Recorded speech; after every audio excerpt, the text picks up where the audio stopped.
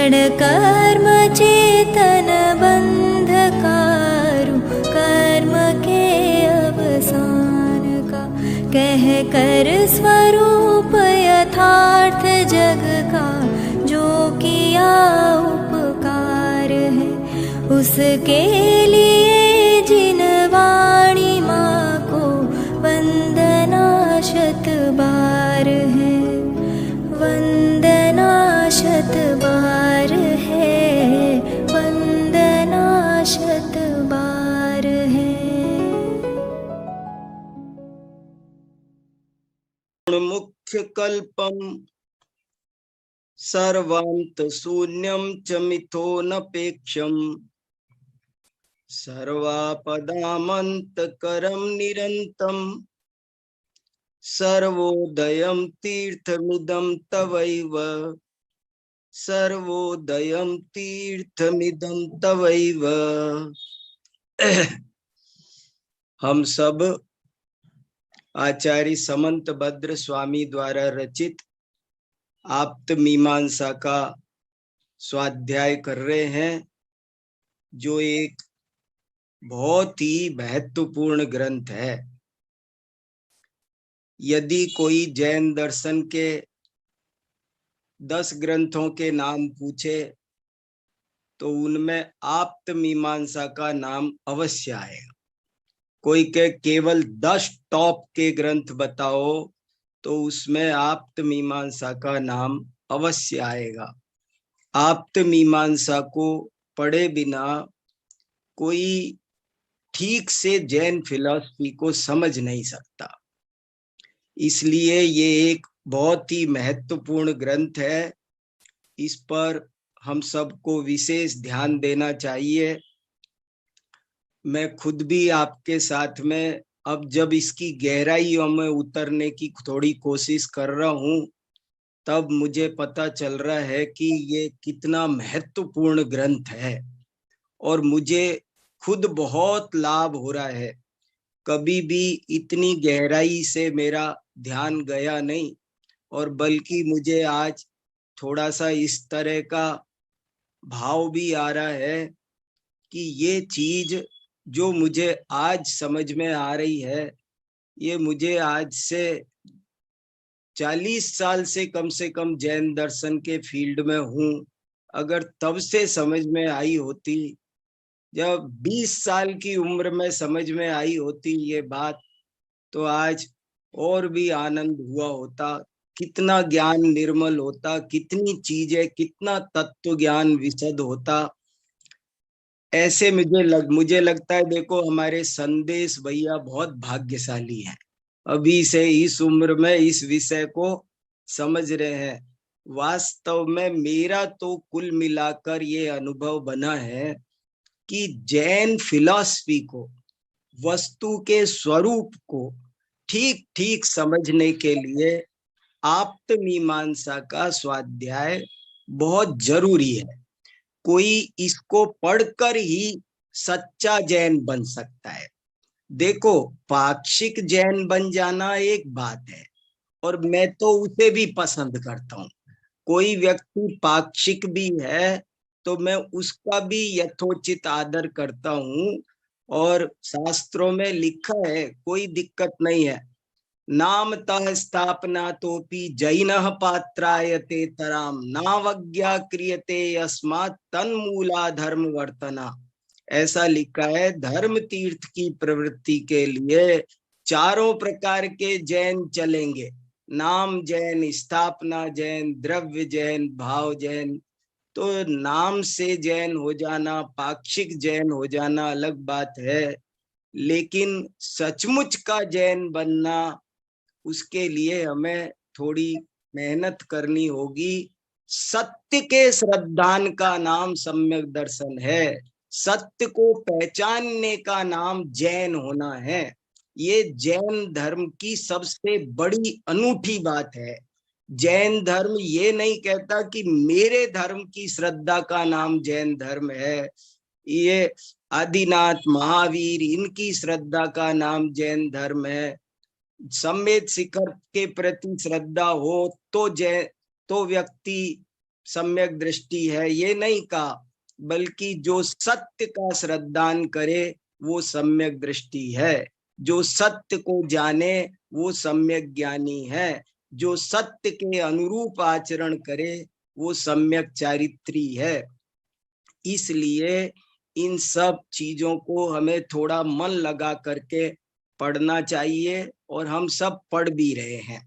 हम सब लोग पिछले 5 दिन से तो कारण कार्य मीमांसा में बिल्कुल डूबे हुए हैं, कारक तत्व मीमांसा में। और जहां तक मेरी नॉलेज में है, हम में से कम 25 साथी तो ऐसे हैं कि जो अर्ध निशा के सन्नाटे में भी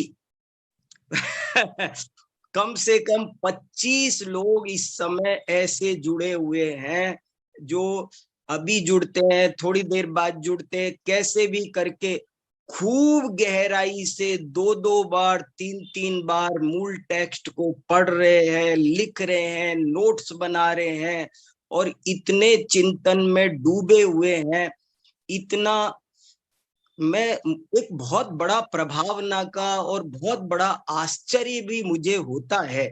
देखो, यहाँ किसी को कोई पुरस्कार नहीं मिल रहा, कोई पुरस्कारों के लिए यहाँ आप्त मीमांसा पढ़ने नहीं बैठे हैं। यहाँ पर किसी को कोई परीक्षा भी नहीं देनी है, कोई डिग्री नहीं मिलने वाली है कि ये आप्त मीमा। जिनको डिग्री मिलती है वो भी इतने मन लगा करके पढ़ते नहीं है, लेकिन यहाँ अपन लोग एक दूसरे को देख देख करके बहुत गहरी तत्व चर्चा कर रहे हैं और बहुत गहराई में जाने की कोशिश कर रहे हैं। देखो, धीरे धीरे चले जाएंगे, लेकिन चीजें स्पष्ट हो जाएंगी। देर हो सकती है पर अब अंधेर नहीं है, ये मुझे पक्का विश्वास है। किसी को थोड़ी देर लग जाए, किसी को साल 6 महीना लग जाए, लेकिन अब अंधेर नहीं है। जिस ढंग से चित्त निर्मल हो रहा है, जिस ढंग से मन निष्पक्ष हो रहा है, जिस ढंग से हम में ईमानदारी आ रही है, उस ढंग से ये तत्व ज्ञान अब दूर नहीं है, ऐसा मुझे लगता है। देखो, हम 5 दिन से जो कारण कार्य मीमांसा की चर्चा में डूबे हुए थे, तो अब हम नया परिच्छेद शुरू करें 9वां, लेकिन बहुत सारे प्रश्न अभी अनुत्तरित है, पुराने भी अनुत्तरित हैं, और उनको मैं इसलिए नहीं ले पा रहा था कि अभी इस विषय में बहुत जोर से चिपके हुए थे, डूबे हुए थे, इसलिए वो प्रश्नोत्तर लिए नहीं। मेरे पास बहुत सारे प्रश्नोत्तर हैं, पर मैं उनमें से जो कुछ जरूरी प्रश्न हैं उनको आपके सामने रख रहा हूं। आपका भी ज्ञान निर्मल होगा और मैं उन प्रश्नों के यथाशक्ति यथामति उत्तर देने की कोशिश करता हूं। आप लोग भी उन प्रश्नों के उत्तर में यदि कुछ जोड़ना चाहेंगे तो ये बहुत खुशी की बात है, स्वागत है। मैं आपको कुछ प्रश्न जो मैंने मेरे पास आए हैं और जो मैंने ज्यादा जरूरी समझे हैं उनको मैंने नोट किया है, और मैं वो अब आपके सामने शॉर्ट में प्रश्न, शॉर्ट में उत्तर। यदि हमारे प्रश्नोत्तर हो गए तो हम अगला परिच्छेद आज ही शुरू कर देंगे, और नहीं हो पाए तो हमारी आज ये चर्चा हो जाएगी। देखो, एक प्रश्न ये आया है कि शब्द, अर्थ, ज्ञान, इनका क्रम क्या होना चाहिए। मेरे ख्याल से ये प्रश्न उस दिन भी उठा था, शायद प्रज्ञा ने पूछा था कि शब्द, अर्थ, ज्ञान का क्रम क्या होना चाहिए, क्या इनमें से पहले कौन है, बाद में कौन है, ये एक प्रश्न है। देखो भैया, अपन शांति से इस प्रश्न का उत्तर सोचते हैं। इसकी दो विवक्षा है, दो तरह से दो समाधान है इसके। पहला उत्तर ये है कि शब्द, अर्थ और ज्ञान ये तीनों अनादि काल से है। आप चिंतन करो, शब्द भी अनादि काल से हैं, अर्थ भी अनादि काल से हैं, और ज्ञान भी अनादि काल से है। तो एक हिसाब से देखा जाए तो तीनों एक साथ अनादि काल से विद्यमान है। इनमें कोई आगे पीछे नहीं है, एक उत्तर। दूसरा उत्तर, हम व्यक्तिगत रूप में चलते हैं। मेरे लिए, शैलेश जी के लिए, दिनेश जी के लिए, एक साधक के लिए जीवन में क्या स्थिति बनती है, यदि हम इसको देखना चाहें तो इसका कोई क्रम हो सकता है। क्या क्रम हो सकता है? तो मैं सोचता हूं एक क्रम ये हो सकता है कि अर्थ तो पहले से विद्यमान है, अर्थ वस्तु पहले से विद्यमान है। अब उस वस्तु को जानने के लिए एक शब्द का उच्चारण किया जाता है, कोई शब्द बोला जाएगा। जैसे राजा पहले से मौजूद है, लेकिन उसका ज्ञान कराने के लिए राजा बोला जाएगा। गाय पहले से मौजूद है, लेकिन बच्चे ने गाय देखी नहीं, तो उसे पहले शब्द सुनाया जाएगा गाय, तो वो शब्द सुनेगा। शब्द सुनने के बाद में उसके ज्ञान में एक प्रत्यय बनेगा। प्रत्यय, प्रत्यय माने एक ज्ञान का एक आकार बनेगा। उसको गाय कहने से, शेर कहने से, हाथी कहने से, कोई भी कहो, राजा बोला, कुछ बोला, हमने बोला लड्डू, तो उसके ज्ञान में एक आकार बनेगा। अब वो आकार यदि वही अर्थ है तो वो प्रमाण है, और नहीं है तो वो अप्रमाण है। अब वो उसको अर्थ से मिलाकर देखेगा। जैसे हमने कहा गाय और सामने निकली गधा, तो वो अप्रमाण हो जाएगा। पहले पदार्थ है गाय और उसका सुना शब्द। अब शब्द सुनने के बाद उसका एक ज्ञान होता है। उस ज्ञान, वो तो अर्थ हुआ, शब्द हुआ, ज्ञान हुआ। और ज्ञान का फिर प्रामाण्य और अप्रामाण्य, ये भी इस विषय में सोचना चाहिए कि वो जो ज्ञान होता है वो प्रमाण है या अप्रमाण, ये सामने विद्यमान अर्थ पर निर्भर करता है। जो बोला है, जो जाना है, वही अर्थ है। तो ऐसे एक सर्कल भी बन रहा है। अर्थ से चले थे और अर्थ पर ही घूम कर आ गए, अर्थ के बाद शब्द पर गए, शब्द से ज्ञान पर गए और ज्ञान से फिर अर्थ पर आ गए, तो वापस शब्द अर्थ ज्ञान का गोला भी बन गया है। तीसरी बात, बीच में शब्द होना जरूरी है क्या? शब्द से अर्थ की ओर जाते हैं कि अर्थ से शब्द की ओर जाते हैं? तो इसका जैनाचार्यों ने दोनों तरह से उत्तर दिया है। शब्द से अर्थ की ओर भी जाया जाता है और अर्थ से शब्द की ओर भी जाया जाता है। पहले कोई वस्तु देखता है, फिर कहता है वो क्या है। जैसे शास्त्रों में एक उदाहरण आता है, एक सींग वाला गंडकी हाथी होता है। एक हाथी होता है जिसके एक सींग होता है। तो वो कोई उसको देख, कोई व्यक्ति जंगल में गया और उसने गंडकी हाथी देखा। अब वो घर आके पूछता है, आज मैंने एक ऐसा जानवर देखा था, वो क्या है? तो उसके पिताजी, गुरुजी, माताजी कोई बताते हैं कि वो उसको गंडकी हाथी कहते हैं। बोले अच्छा, तो अर्थ से शब्द की ओर जाने की भी व्यवस्था है और शब्द से अर्थ की ओर जाने की भी व्यवस्था है। और तीसरी बात एक और सुनो, बहुत इंपॉर्टेंट। हाँ दिनेश जी, दोनों तरह से जाता है। शिष्य शब्द से अर्थ की ओर जाता है, हाँ, गुरु अर्थ से शब्द की ओर। गुरु के चित्त में अनंत धर्मात्मक वस्तु है, वो उसको शब्द ऐसे करूं, ऐसे करूं, बार बार यू टर्न ले लेकर आता है कि ऐसे करूं, ऐसे करूं, कैसे स्पष्ट करूं। तो ऐसे होता रहता है। लेकिन एक बात और खास बात है कि अर्थ शब्द बीच में आए ना आए ये जरूरी नहीं है। हम संगी पंचेंद्री मनुष्यों को हमारे जीवन में इसकी उपयोगिता होती है। ये अक्षरात्मक श्रुत ज्ञान, देखो जिनके पास में संगी पंचेंद्री के अलावा तो किसी के पास में भाषात्मक ज्ञान ही नहीं है, तो वो शब्दों का क्या करेगा वो।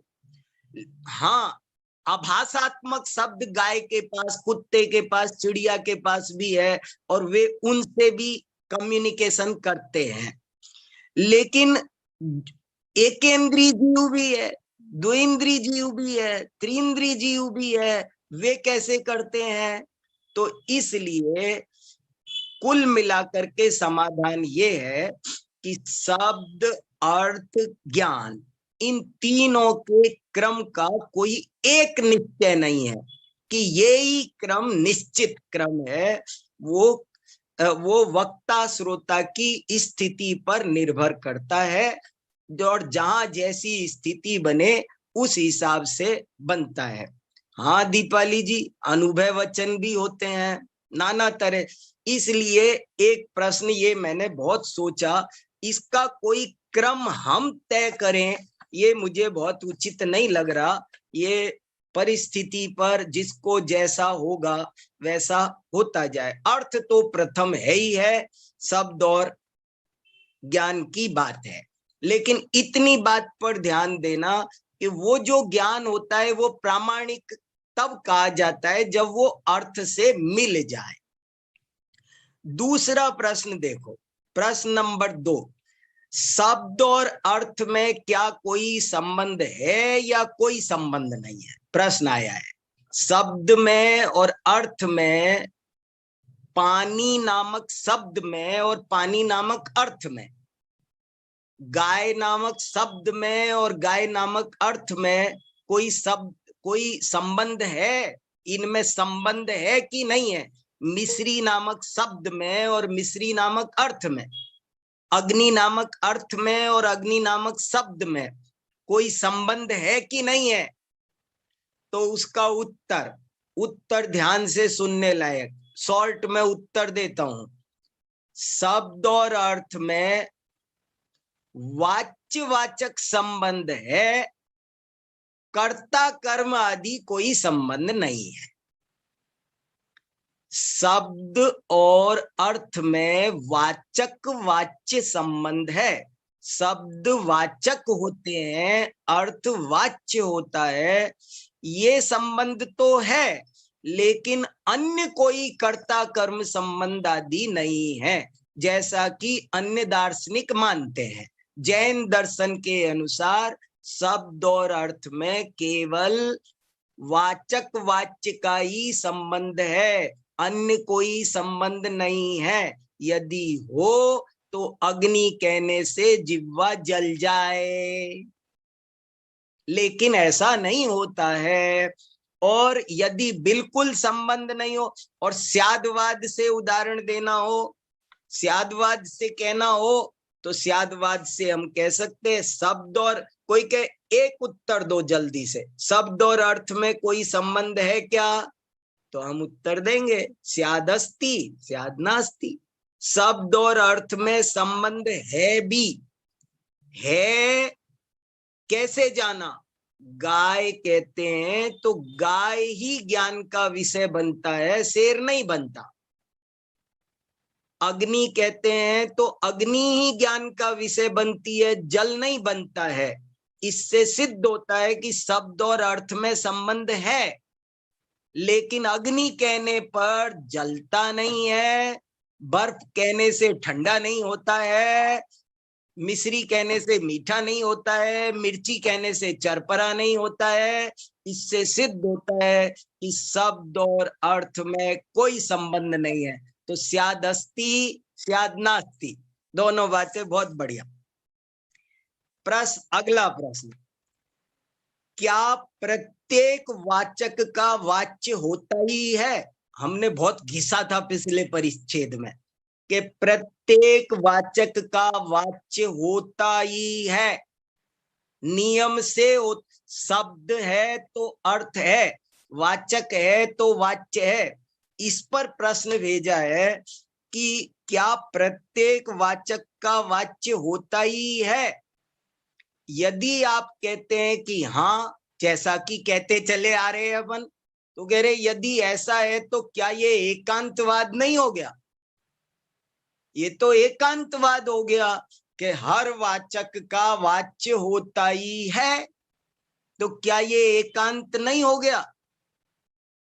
समझ में आया? देखो कैसे कैसे इससे पता चल रहा है, लोग पढ़ रहे हैं, सूक्ष्मता में जा रहे हैं।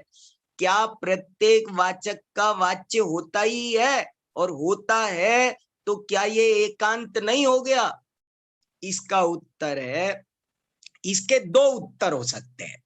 एक तो अनुमान ज्ञान ऐसा ही है, धूम के होने पर अग्नि होती है, धुआं है तो अग्नि होती है, ये तो वस्तु व्यवस्था है। अग्नि अग्नि धूम है, धूम हो और अग्नि ना हो तो ये तो हेतु नहीं बनेगा, हेत्वाभास हो जाएगा। इसलिए यहाँ अनुमान के रूप में इसे प्रस्तुत किया था। ये एक हेतु था कि शब्द है, इससे जीव शब्द सब बाह्य अर्थ है। जीव शब्द जीव अर्थ है क्योंकि जीव शब्द है, तो वाचक से वाच्य को इन्होंने हेतु बनाया था, जो नियम से साध्य का अविनाभावी होता है। एक उत्तर। दूसरा उत्तर और सुनो, स्यादवाद भी लगा देते, चिंता मत करो। स्यादवाद तो जिंदाबाद है। स्यादवाद एक बहुत गहरा विषय है, कहाँ नहीं लगता। देखो कि प्रत्येक वाचक का वाच्य है कि नहीं? हाँ, स्यादस्ति स्यादनास्ति। प्रत्येक वाचक का वाच्य है भी और नहीं भी। इसको भी मैंने एक दिन कक्षा में थोड़ा सा बोला था। वैसे ये बोला था कि जैसे एक अध्यापक ने क्लास में बोला बिल्ली, और 40 स्टूडेंट पढ़ रहे थे, तो 40 को समान ज्ञान होगा या नहीं? बिल्ली का ही ज्ञान होगा ना। तो वाचक का वाच्य है तभी तो सबको समान ज्ञान हुआ, लेकिन वाचक का वाच्य नहीं भी है। क्यों? कि यदि उन बच्चों को जो बिल्ली भाषित हुई है वो उनसे पेपर पर उतारने को कहा जाए तो सबकी बिल्ली अलग अलग होगी। किसी की बिल्ली बैठी होगी, किसी की दौड़ रही होगी, किसी की खड़ी होगी, किसी की चाट रही होगी, किसी की पूंछ हिला रही होगी, किसी की काली होगी, किसी की लाल होगी। तो प्रत्येक वाचक का समान वाच्य होता तो हो जाता, समान वाच्य नहीं होता है। इस अपेक्षा हम ये भी कह सकते हैं कि हाँ, प्रत्येक वाचक का वाच्य नहीं होता है, एक सा नहीं होता है। नाना प्रकार के कल्पित वाचक हैं, नाना प्रकार के कल्पित मत हैं। ऐसे तो सबके द्वारा कहा गया जीव प्रामाणिक हो जाए, इसलिए हर शब्द का, हर वाचक का वाच्य होता है। इसको स्यादवाद से भी सिद्ध किया जा सकता है। इन सब में आपको कुछ जोड़ना हो तो मुझे जोड़ देना। अगला प्रश्न सुनाता हूं।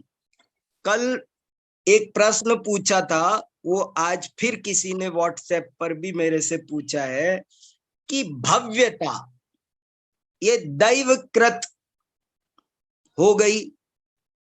तो मुझे ये कहना था कि नहीं, भव्यता दैवकृत कार्य नहीं है। भव्यता को पंच समवाय में से हमें स्वभाव में लेना होगा। संगी पंचेंद्रिय हुए, इत्यादि हुए, ये तो समझ में आया, लेकिन मैं भव्य हूं तो किसी दैव की वजह, किसी कर्म के उदय से जीव भव्य नहीं होता। भव्यत्व अभव्यत्व ये कार्य नहीं है, ये पारिणामिक भाव है और ये स्वभाव है। तो 5 फैक्टर में भव्यता को स्वभाव में ग्रहण करना है, उसे दैवकृत कार्य में नहीं समझना है। अगला प्रश्न, सम्यक दर्शन सम्यक ज्ञान क्या दिनेश जी निरपेक्ष? हाँ, निरपेक्ष है, स्वभाव है ना, इसलिए निरपेक्ष है, वो कार्य नहीं है। अच्छा देखो, सम्यक दर्शन, सम्यक ज्ञान, ये कारक उपाय तत्व में आएंगे या ज्ञापक उपाय तत्व में आएंगे, ये प्रश्न है। सम्यक दर्शन, सम्यक ज्ञान, सम्यक चारित्र भी जोड़ लो, वो क्यों छोड़ दिया? सम्यक दर्शन, ज्ञान, चारित्र ये कारक उपाय तत्व में है या ज्ञापक उपाय तत्व में? सम्यक दर्शन, सम्यक ज्ञान, सम्यक चारित्र मोक्ष रूप कार्य के उत्पादक हैं, मोक्ष रूप कार्य के उत्पादक कारण है, मुक्ति के कारक कारण है, इसलिए इनको कारक तत्व कहेंगे। लेकिन इनमें से एक सम्यक ज्ञान, सम्यक दर्शन वो कारक तत्व में ही है, सम्यक चारित्र वो कारक तत्व में ही है, क्योंकि वो मोक्ष रूप कार्य का कारण है। लेकिन सम्यक ज्ञान, इसके बारे में दोनों बातें आएंगी। सम्यक ज्ञान में प्रमाण, नय, निक्षेप ये भी आते हैं जो कि ज्ञापक तत्व हैं, इसलिए सम्यक ज्ञान मोक्ष का उत्पादक कारण होने से कारक तत्व भी है, और वो ही वस्तु के स्वरूप को जानने का साधन होने के कारण वो ज्ञापक तत्व भी है।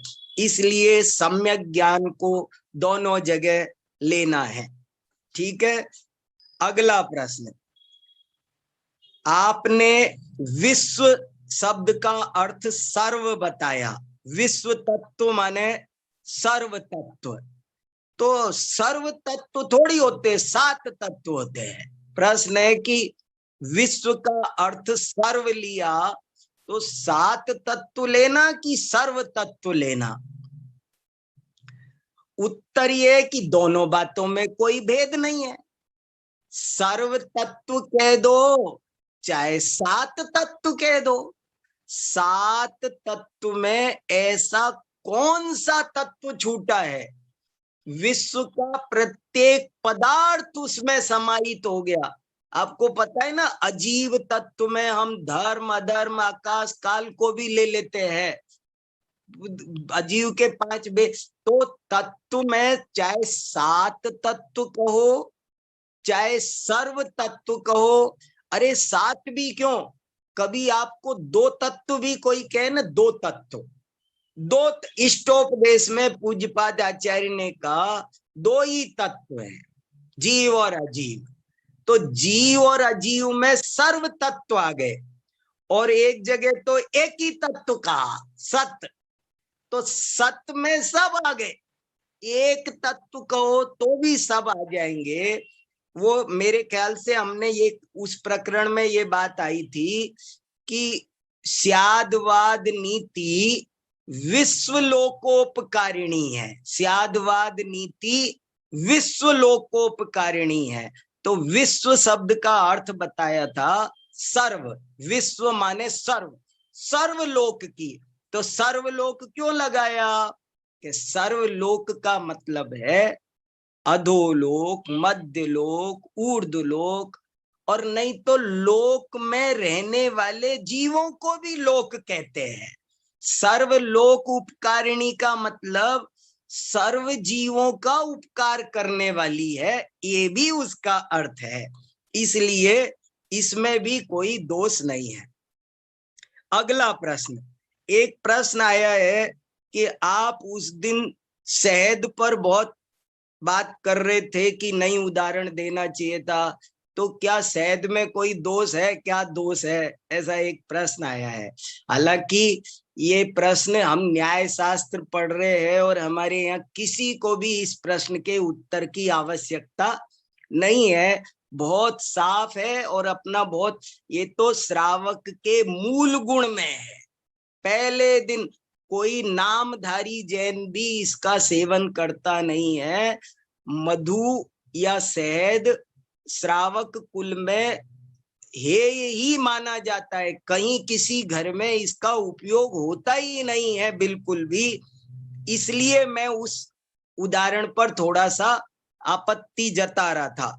और शहद में क्या दोष है ये आपको अनेक ग्रंथों में, चरणान योग के किसी भी ग्रंथ में पढ़ेंगे तो आपको मिल जाएगा, बहुत विस्तार से मिल जाएगा। अभी मैंने ये देखा एक संयम प्रकाश ग्रंथ में तीसरे भाग में पेज नंबर 150 से 55 तक कम से कम 50 ग्रंथों के उद्धरण दे रखे हैं। और मधु सेवन में क्या क्या दोष हैं आप इसमें से देख लेना। देखो क्या क्या लिखा है। एक ग्रंथ में लिखा है कि जो एक बूंद मधु की सेवन करता है, एक बूंद शहद का सेवन, ये तो वैदिक ग्रंथ में लिखा है। महाभारत आदि ग्रंथों में, वैदिक ग्रंथों में भी मधु सेवन का खूब निषेध आया है। एक शास्त्र में लिखा है 7 गांवों को जलाकर मारने में जो पाप लगता है वो मधु की एक बूंद सेवन करने में लगता है। कितनी बड़ी बात लिखी।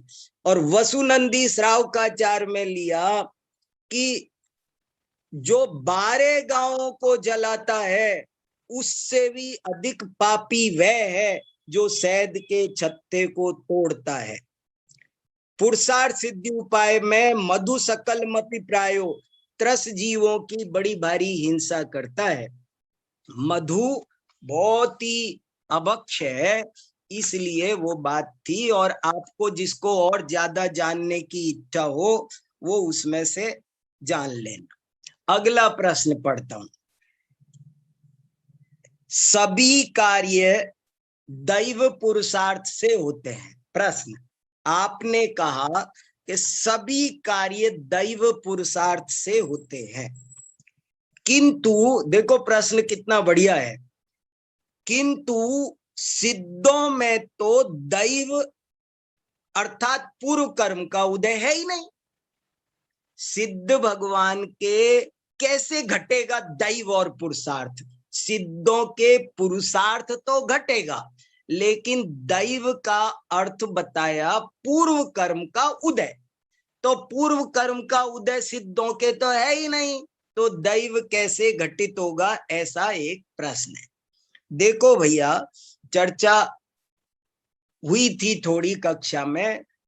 दैव शब्द के 2 अर्थ है, ध्यान देना। दैव शब्द के 2 अर्थ हैं, योग्यता पूर्वम व कर्म। बार बार पढ़ा था।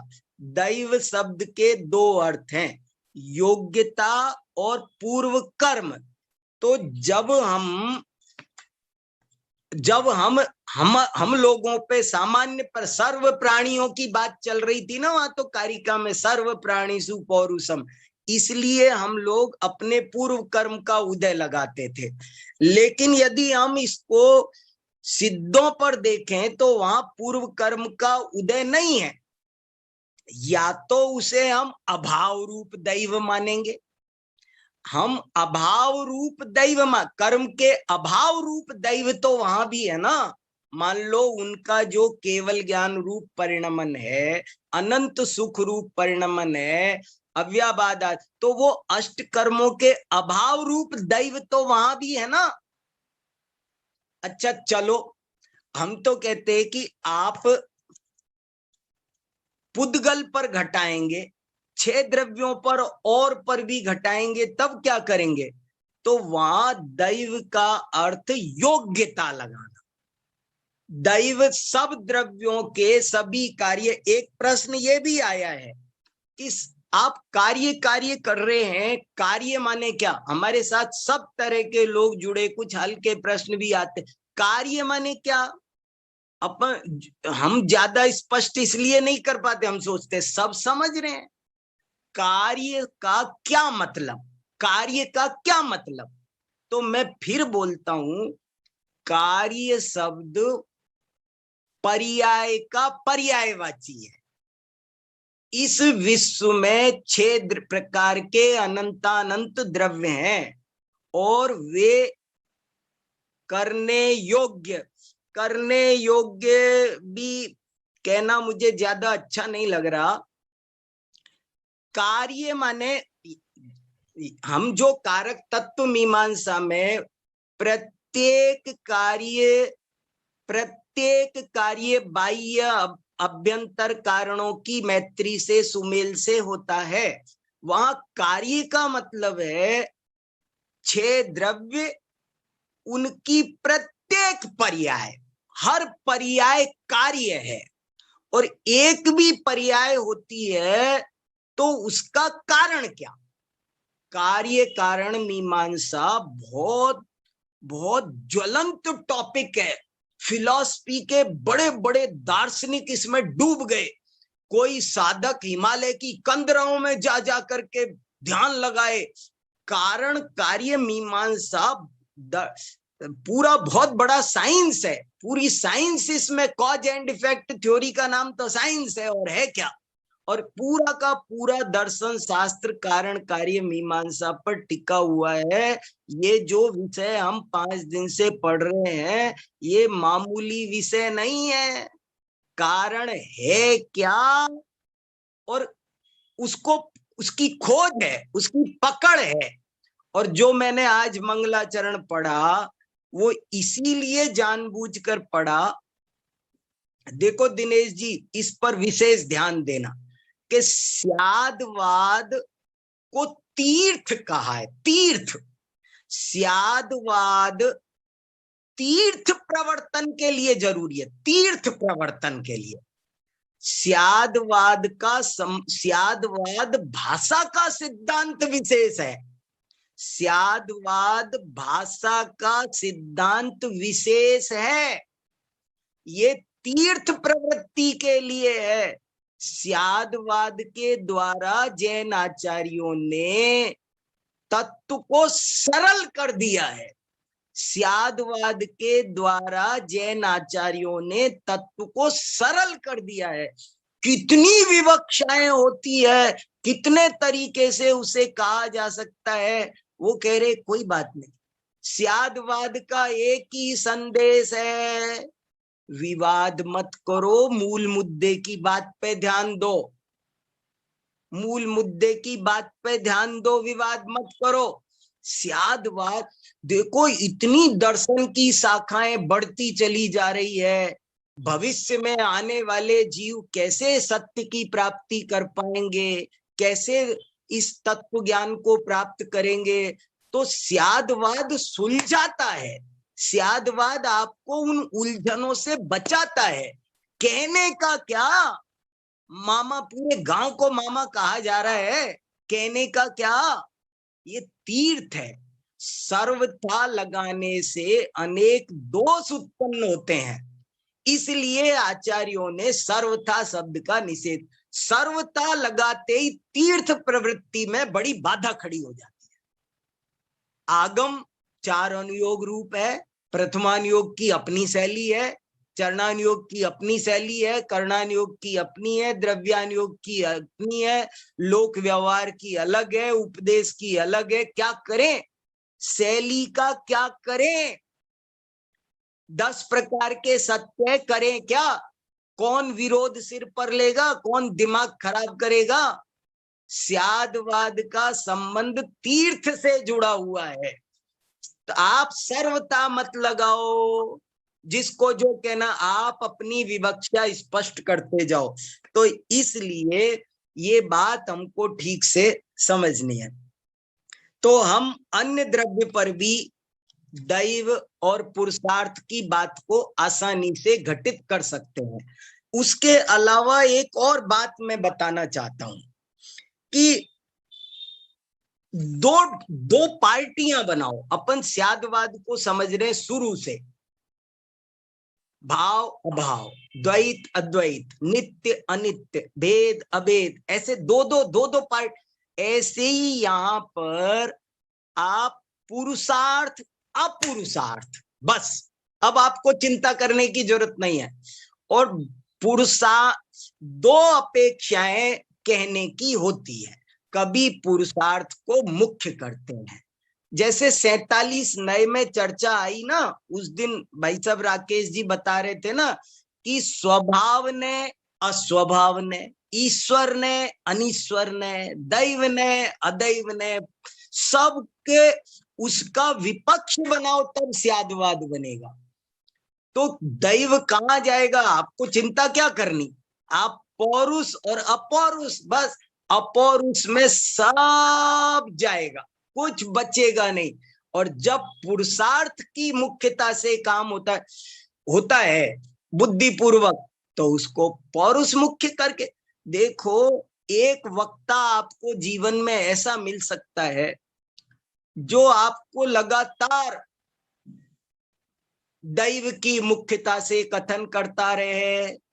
एक वक्ता ऐसा हो सकता है जो पुरुषार्थ की मुख्यता से कथन करता रहे।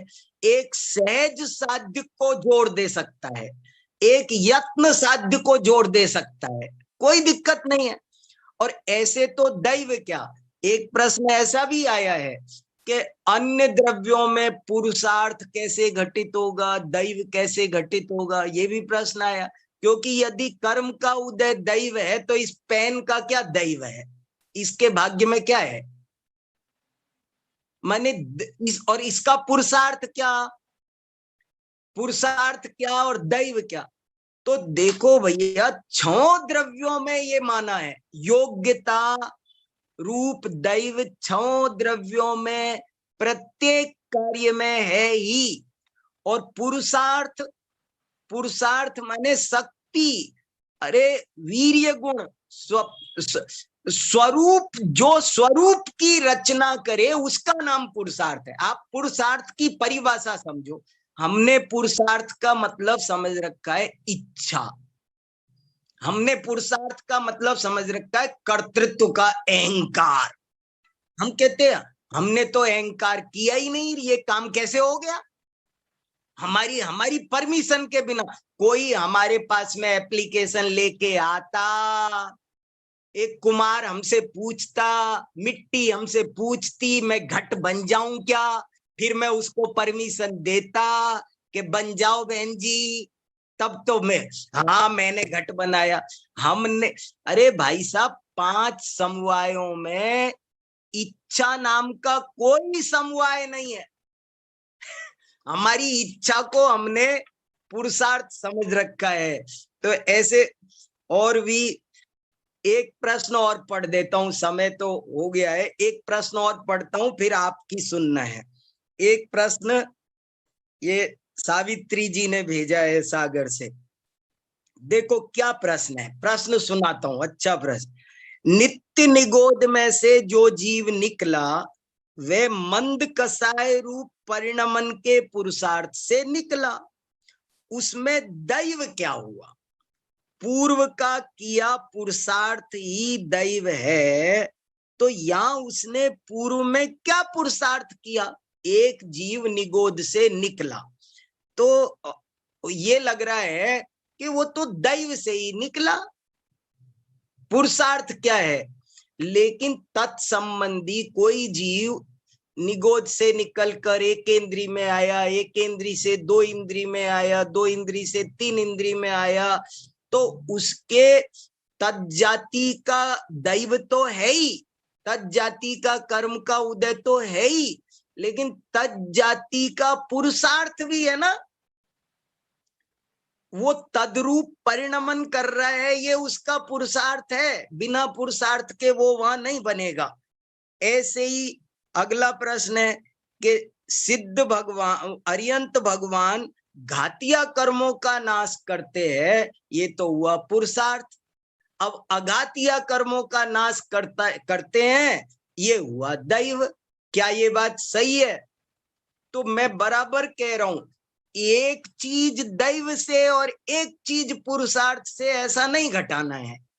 घातिया कर्मों का नाश हुआ वो भी दैव और पुरुषार्थ दोनों से हुआ, और अघातिया कर्मों का नाश होगा वो भी दैव और पुरुषार्थ दोनों से है। ऐसे नहीं करना है कि घातिया का तो हुआ पुरुषार्थ से, अघातिया का हुआ दैव से, ऐसे नहीं करना है, दोनों में दोनों लगाने हैं। मुख्य करके कोई कह सकता है, मुख्य करके कोई कह सकता है, लेकिन ये न्यारी बात हो गई। इसलिए और इसी में एक पंक्ति आगे और कि क्या एक समय पूर्ववर्ती पर्याय को दैव और उत्तर समयवर्ती पर्याय को पुरुषार्थ। तो विवक्षा है, मुझे लगता है, देखो क्या लिखा है, क्लियर पढ़ता हूं। हर कार्य दैव और पुरुषार्थ दोनों से ही होता है। तो मुझे ऐसा समझ में आता है कि पूर्व में जो किंचित पुरुषार्थ किया था, अगली पर्याय में वो दैव हो गया, वर्तमान पुरुषार्थ पुरुषार्थ हो गया, और पूर्व पर्याय में किया हुआ था वो हो गया दैव। तो क्या इस तरह भी माना जा सकता है? मैं समझता हूं कि ऐसे कहने में मुझे कोई दोष नहीं नजर आ रहा। फिर भी आप लोगों को कुछ विशेष कहना हो तो अब आप लोग कुछ जोड़ो। देखो संदेश भैया, मैंने तो आज ये 1 घंटा ऐसे ही कर दिया। वो जो बीच में प्रश्न आया था सिद्ध भगवान वाला, उसमें हाँ। ऐसा कहा जा सकता है कि सिद्ध भगवान का आकार उतना ही है, इसका क्या कारण है? जबकि कर्म का अभाव हो गया है। हाँ, एक भगवान छोटे से एक सिद्ध भगवान 500 धनुष के हैं। अभाव रूप कर्म तो का रूप दैव तो है ना, बिल्कुल। और अभाव रूप है ना। क्षेत्र भी कहा जा सकता है कि इसी क्षेत्र पर क्यों है सिद्ध भगवान, तो इस रूप में भी उनको दैव माना जा सकता है। हाँ हाँ हाँ दिनेश जी। जी, जय जय डॉक्टर साहब। हाँ बताओ भाई साहब। हाँ, अभी आपने जो पर्याय की बात करी ना, जैसे एक समय पूर्व की किसने प्रश्न पूछा था, दैव कहा जा सकता है, तो उस संबंध में मैं ये कह रहा हूँ, जैसे एक समय पहले कोई सम्यक दर्शन है या मिथ्या ज्ञान है, और अगले समय में मिथ्या ज्ञान पलट के सम्यक ज्ञान हो गया, या मिथ्या तो था वो अगले समय पलट के सम्यक दर्शन हो गया, तो वहां पर तो ये दैव वाली बात लागू नहीं होगी। भाई सम्यक दर्शन में वो मिथ्यात्व की पर्याय कैसे दैव कही जा सकती है? हाँ, ये इसका मतलब ये समाधान सही बात है। बिल्कुल अनंतर पूर्व की पर्याय उसको दैव कहें और बाद की पर्याय को पुरुषार्थ कहें, सामान्य रूप से तो चल जाएगी बात कि भाई पहले का लेकिन मिथ्यात्व और सम्यक जो पलटता है, बिल्कुल मिथ्यात्व सम्यक दर्शन होता है, वहां कैसे कहेंगे? ये क्लियर नहीं है। मिथ्यात्व और सम्यक्त के बीच में सम्यक्त सन्मुख की दशा भी आती है, लेकिन है तो मिथ्यात्व की।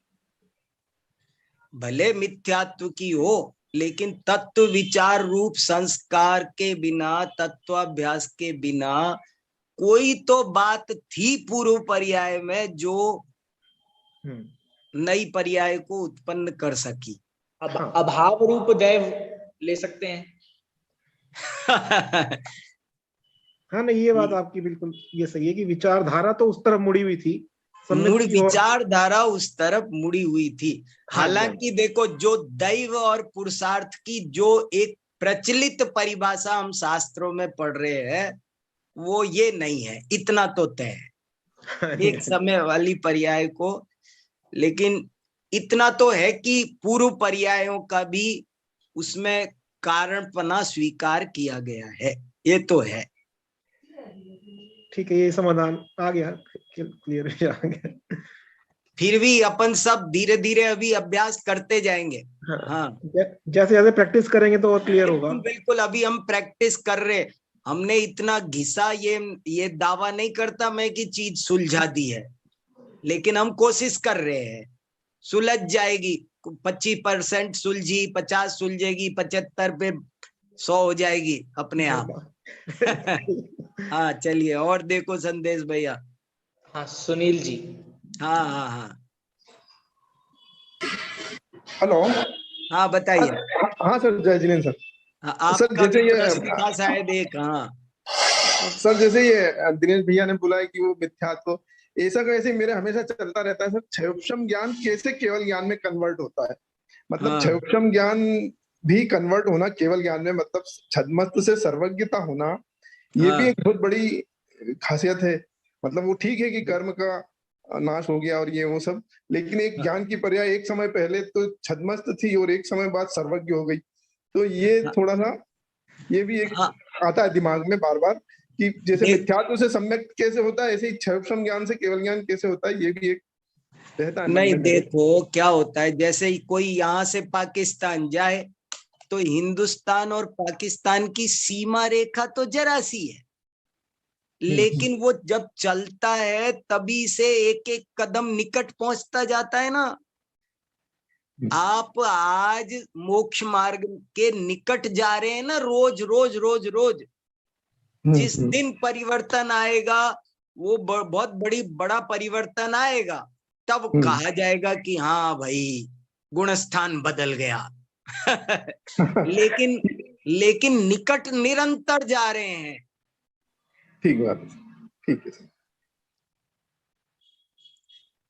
ठीक है सर जी। और किसी का कोई प्रश्न? किसी को भी कुछ भी कहना हो तो कहो भैया। अर्चना जी भी कुछ कह रही हैं, देखो। प्रज्ञा, हाँ प्रज्ञा सुनाओ। प्रज्ञा ने कल वो उदाहरण बहुत अच्छा दिया, क और ए वाला, मुझे बहुत आनंद आया। देखो हाँ बहुत बढ़िया। मैं 1 मिनट बेटा, दैव और पुरुषार्थ दोनों एक साथ होंगे। ऐसा नहीं होगा कि हमने पुरुषार्थ किया था पर दैव ने साथ नहीं दिया, नहीं, वो पुरुषार्थ भी नहीं माना जाएगा। जहाँ होगा वहां दोनों होंगे, नहीं होंगे वहां दोनों नहीं होंगे। हाँ बोलिए, बोलो प्रज्ञा। हाँ चाचा, यही कि ये जो है ना क और अ वाली जो बात है, ये तो मैं रोज एक्सपीरियंस करती हूँ। कोई काम अगर बिगड़ गया, मतलब इसका ये कि मैंने बिगड़ने वाले का पुरुषार्थ ही किया था। मतलब अगर मैं उसको बिगाड़ना चाहती तो मैं क्या करती, वही तो किया जो मैंने किया था। वो हमारी इच्छा से मैच नहीं किया, पर पुरुषार्थ से तो मैच किया। यही मैंने कहा कि 5 फैक्टर में इच्छा नामक फैक्टर नहीं है, लेकिन पुरुषार्थ। फेल होने वाले ने, फिसलने वाले ने फिसलने का पुरुषार्थ किया ना। इच्छा के कारण फिसलना चाहता नहीं था, लेकिन पुरुषार्थ तो फिसलने का ही था। बराबर है।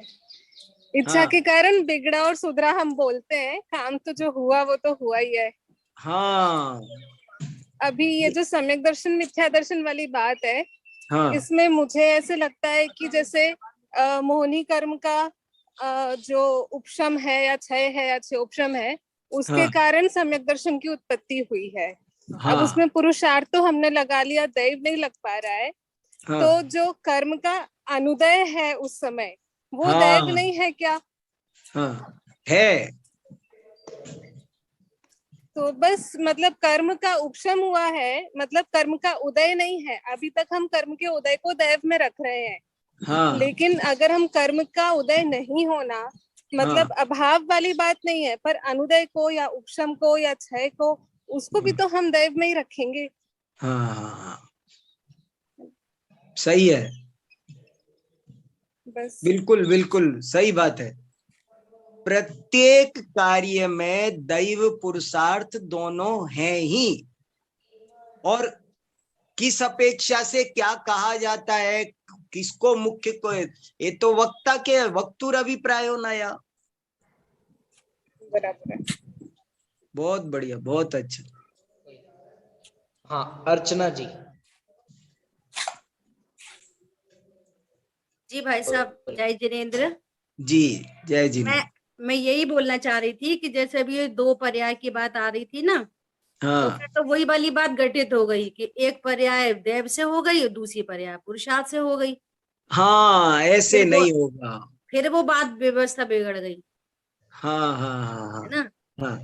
और जो आपने मुख्य की बात की कि हम चर्चा मुख्य गौड़ से कर सकते हैं, तो वो मुख्य गौड़ भी तभी सम्यक नाम पाएगा कि जब हमें हमारे ख्याल में वो दोनों बातें स्पष्ट हो। ये पॉइंट और भी महत्वपूर्ण है। अपर पक्ष गौण होना चाहिए, अभाव नहीं। तब उसका मुख्य करना उचित है। और वो पक्ष से बात कर रहा है तो फिर वो एकांत में ही चला गया। बहुत बढ़िया, बहुत अच्छा, बहुत बढ़िया, बहुत बढ़िया। अर्चना जी भी खूब रात और दिन उनको बार बार सुन रही, लिख रही। आज मैंने इनके भेजे नोट्स आपको ग्रुप पर, बहुत बढ़िया लिखे हैं। आनंद आ रहा है भाई साहब, बहुत बहुत अच्छा। खूब चिंतन चल रहा है, लोग कह रहे हैं मुझे कि बार बार सुनने से वही चिंतन चल रहा है, इसमें समय देना जरूरी है, ये समय मांग रहा है ये टॉपिक, और कुछ नहीं है, अनादि काल से सुना नहीं है, इधर इस तरफ ध्यान नहीं गया है, तो ये एक काल नामक समवाय ज्यादा मांग रहा है, ये कह रहा है आपने आज तक टाइम नहीं दिया, इसको थोड़ा टाइम दो। और है ना, जहाँ पर कर्म के उदय की बात न करके अन्य 6 द्रव्यों में या सिद्ध भगवान को, तो वहां पर दैव शब्द से हम योग्यता को घटित कर लेंगे ना, तो कोई समस्या नहीं बनेगी। बिल्कुल, दैव शब्द का अर्थ योग्यता किया ही है, हम अपना नहीं कर रहे, हम नहीं कर रहे। आचार्य अकलंक ने साफ साफ लिखा है, दैव शब्द का लक्षण बनाया है, योग्यता पूर्वम कर्म व दैवम, ये उनका अकलंकाचार्य का वचन है, अब हम अपनी तरफ से नहीं बना रहे। वैसा मैं एक बात और थोड़ा सा 1 मिनट में कहना चाहती हूँ कि जैसे किसी ने हमको 2 बजे कहा कि आप 2 बजे आना, आपका लंच है हमारे यहाँ, और हम पहुंचे 2:30 बजे, और उनने पूछा कि आपने देर क्यों कर दी, तो हमने उनको बोला कि योग्यता है हमारी, ऐसी योग्यता ही थी, तो वो सेटिस्फाई नहीं होता। और यदि हम उसको ऐसा बोलेंगे कि क्योंकि हर कार्य में एक उचित निमित्त होता है और निमित्त सदा अनुकूल होते हैं, अब यदि हम उससे ऐसा कहेंगे कि अरे पेट्रोल खत्म हो गई थी, अरे कोई आ गया था, तो वो सेटिस्फाई हो जाता है। अच्छा, अब हमने बोला कि अच्छा ठीक है आप लंच करिए, तो हमने पहला निवाला मुंह में दिया ना, तो हम कहेंगे कि 2:30 बज के 1 मिनट पर हमारे मुंह में ये निवाला जाना था, ये फिक्स था पूर्व से, तो हमने उससे भी लगा दी बात। परंतु इसमें इम्पोर्टेंट बात ये है कि हम ये चीजें समझने में तो हम ये बात बोल सकते हैं, परंतु मैं भोजन कर, मैं कौन सा द्रव्य हूँ, मेरी क्या पर्याय है, मैं भोजन कर सकता हूँ, भोजन करने की पर्याय ये मेरा पुरुषार्थ है कि नहीं, मेरे को भोजन करने का भाव उत्पन्न हो सकता है, पर मैं भोजन तो कभी नहीं कर सकता, ना 2:30 बजे, ना 2 बजे, ना 1 बजे।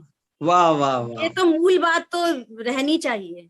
बहुत ही बढ़िया, बहुत ही बढ़िया। आज आपने उसमें लिखा भी है, आज अर्चना जी ने एक नोट्स में बहुत बढ़िया बात कही है, वो जो जैसे अभी इच्छा की बात कर रहे थे ना, जैसे रोटी बनाई, तो रोटी बनाते समय हमारा पुरुषार्थ अलग है और वो रोटी के रूप पुद्गल परमाणुओं का पुरुषार्थ अलग है, हम उनके पुरुषार्थ को, मैं समझता हूँ मैं रोटी बना रहा हूँ, मैंने लोई बनाई, मैंने बेली, तो ये तो मैंने गड़बड़ दूसरे में घुस गया, मैं रोटी बनने का पुरुषार्थ पुद्गल परमाणु कर रहे हैं, वो पुरुषार्थ वो कर रहे हैं, मैं नहीं कर रहा हूं।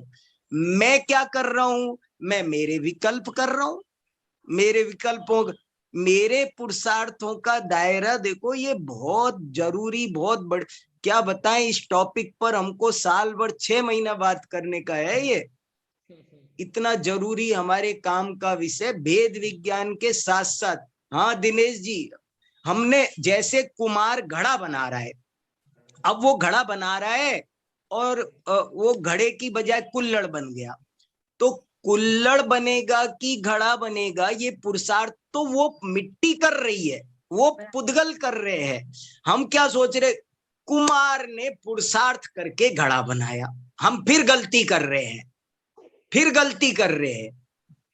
वो घड़ा बनाने का पुरुषार्थ वो मिट्टी कर रही थी, हम, कुमार क्या कर रहा था, कुमार अपने भाव कर रहा था, वो उसके भावों का, मिट्टी के सटकारक, वेरी गुड प्रज्ञा, मिट्टी के सटकारक अलग थे, मेरे सटकारक अलग थे, मेरे सटकारक मिट्टी में नहीं मिले, मिट्टी के सटकारक मुझ में नहीं मिले। बहुत सुंदर भेद विज्ञान की चर्चा है, सरस है और बहुत काम की है। हमने अनंत जन्मों में कैसे समय बीत गया, इन चर्चा पर ध्यान नहीं दिया। हम अगर अपनी लक्ष्मण रेखा समझते और अभी समझ जाएं इस विषय से, तो हमारा सारा दुख समाप्त हो।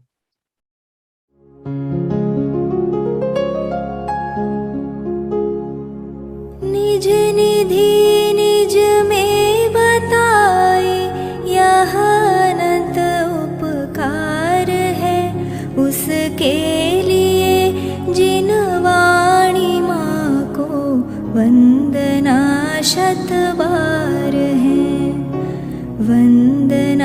शत बार है, वंदना शत बार है।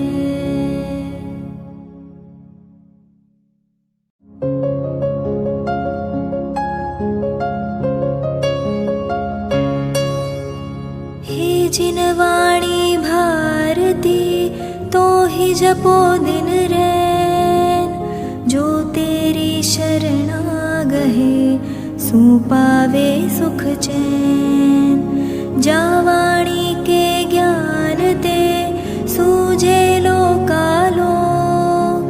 सोवाणी मस्तक नवो सदा देत हो ढोक, सदा देत हो